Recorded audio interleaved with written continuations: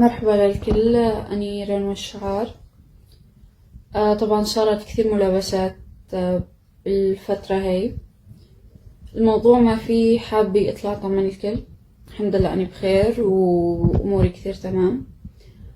الموضوع اللي صار إنه أنا طالبة أدب إنجليزي، وكنت حابة أنزل وقف تسجيلي لأني رسبت 2 سنين،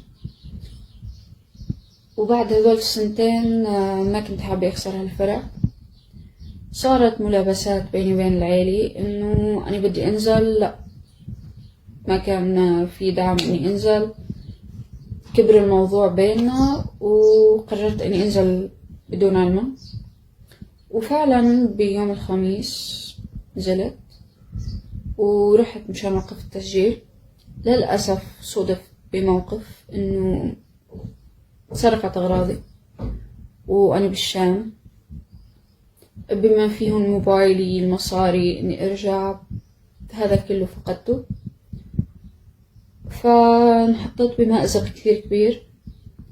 كنت خايفة من إني أرجع، وما كنت قادرة أرجع بهذاك الوقت، وحسيت بخوف، حسيت بعجز إنه شو رح يصير في إسا لو رجعت من هيك. وما عارفة كيف وين بدي روح، كيف بدي أتواصل مع حدا.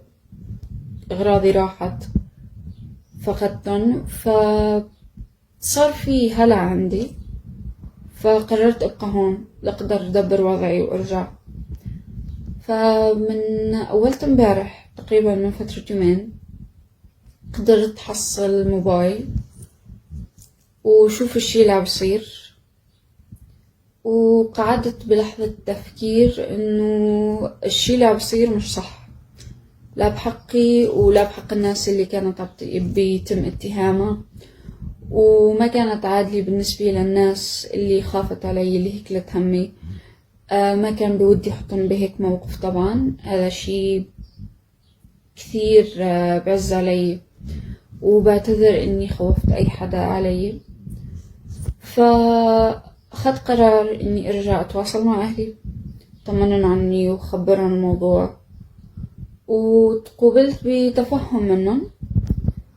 وبعد متابعتي لكثير منشورات وشفت كثير تعليقات، لا أنا مش هربانة مع حدا، لا ما كان في خطف. نحنا بنات الجبل ما بيتم هيك شغلات معنا، بنات الجبل دائما محميين. خطف ما عنا، خطف للبنات ما عنا.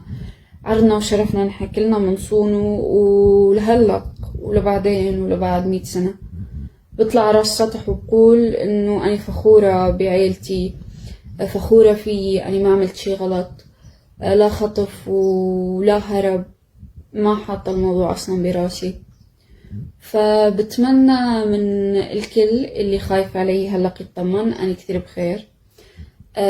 كثير بيعنيلي، وشكرا لكم لكل التعاطف، لكل المساعدة، شي كثير بقدروه. وبتمنى بتمنى بتمنى ما حدا يتوجه لأهلي بأي كلمة ولا لعائلتي. أنا كثير بحب عائلتي وكثير فخورة فيها، ورح ضل حبهم. لهيك حبيت أطلع وطمن الكل. الجبل ما في هيك شي، بنات الجبل على العين والراس، وما بصيبون شي من هيك. وشكرا لكل تعاطفكم.